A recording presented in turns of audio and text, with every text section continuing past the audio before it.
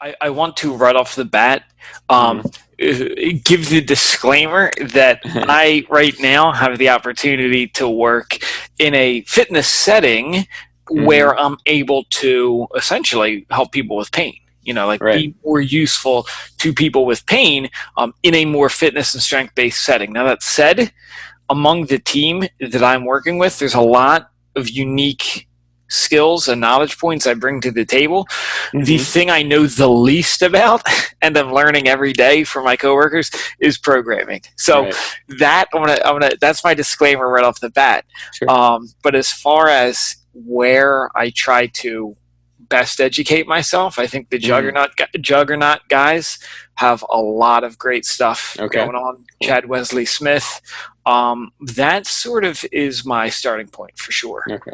Um, I like, the concept, like all first, just try to get an idea of what limitations, what pain, painful movements, what kind of strengths and weaknesses somebody's coming in with. And once we start to get a pattern of what's provocative and what's enjoyable and what makes them feel like they had a good time, then yeah, I like to go and follow, the juggernaut method of like, let's find the maximum recoverable volume, Okay. which, with pain patients kind of turns into let's find the minimum effective dose. But like that Right. idea of, you know, let's toe the line of what is provocative, or let's just toe the line of, I woke up after deadlift day and there was no pain, but I was like a zombie. There was just no energy, like all of that, and Hmm. finding, where that line is. You go, okay, now we can actually work with percentages of 1 RM. Now we can Right. actually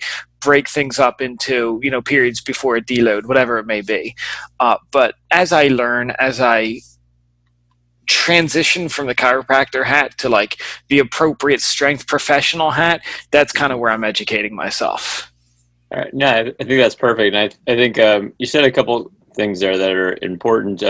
One of the things that I think you were alluding to is the idea of just sort of like building tolerance overall, right? Like finding like the minimum effective dose, but also just like, you know, trying to program in a way that just allows people to build more tolerance. And I think that's where like the word tolerance can be a way of linking rehab with fitness, right? In that ultimately, like if somebody is more fit, they are tolerating more volume.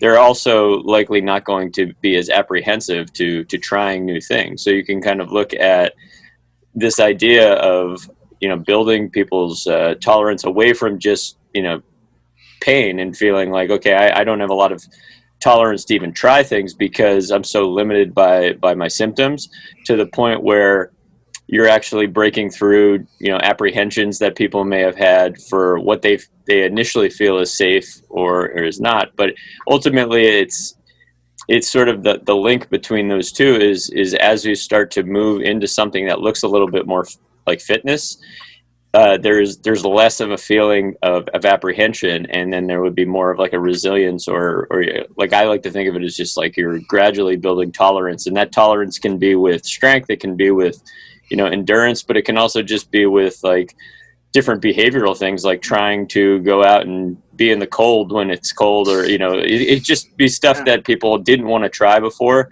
right. and they're getting a little bit more bold and brave to it, and that to me is about fitness, but it's also the kind of idea of like what we're programming towards, because we have to be able to do that gradually and allow people's systems to adapt to greater and greater stimuli.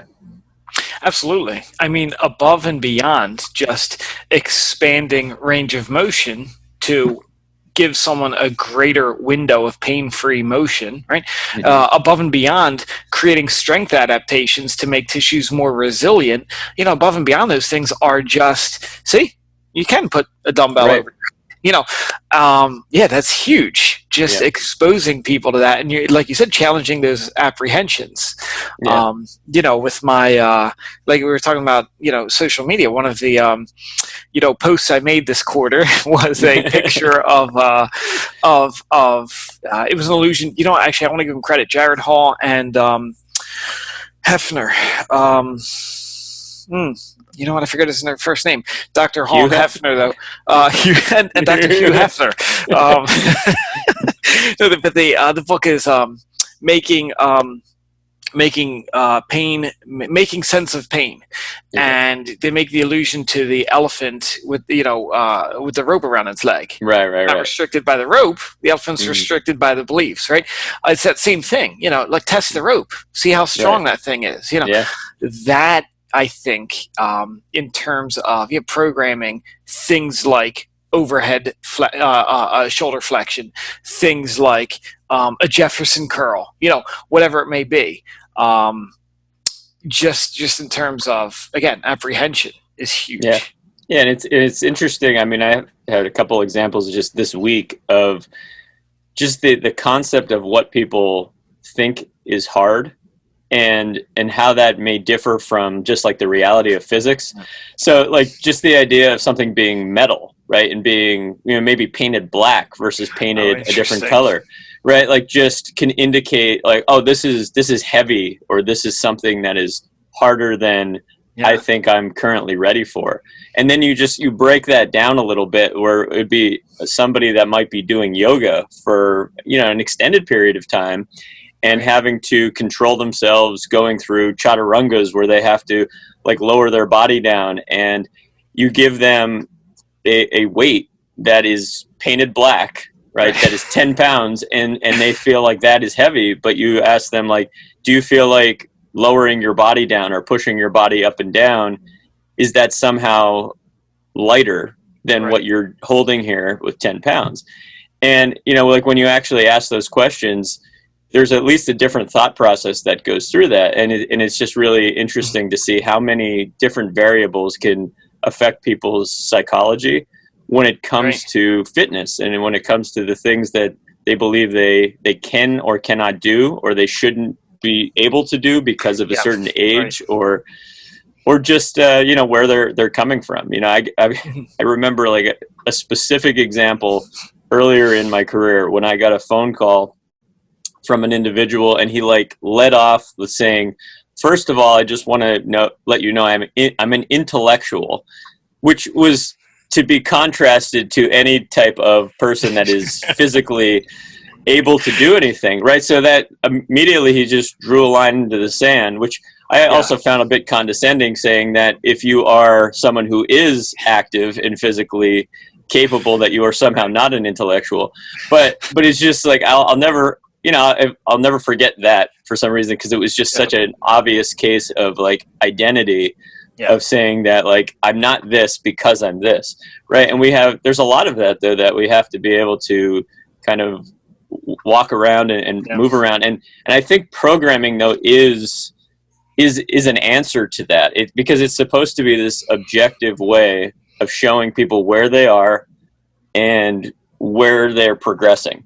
Right. But it's not really meant to be something that compares one person to another. It's meant to be just a progression for that one person, of building more tolerance, and a psychological tolerance and physical tolerance can't be separated in that process. Right. Well, I like with the idea of programming as a way to create a bridge to that guy. You know what I mean? Because that allows you, okay, you're an intellectual. Okay, so noted. You and I aren't just going to broski it up in the gym. Right. There's such a thing called programming. We're going to do this because we're going to try to hit this goal. But that means we break it down to all these whatever he needs. Talk about fatigue versus fitness. Talk about the envelope of function. Yeah, like, all right, man, don't worry. Like, we're not just going to go in and start slamming our heads up against the wall. Right. That's so funny though. Those preconceived notions.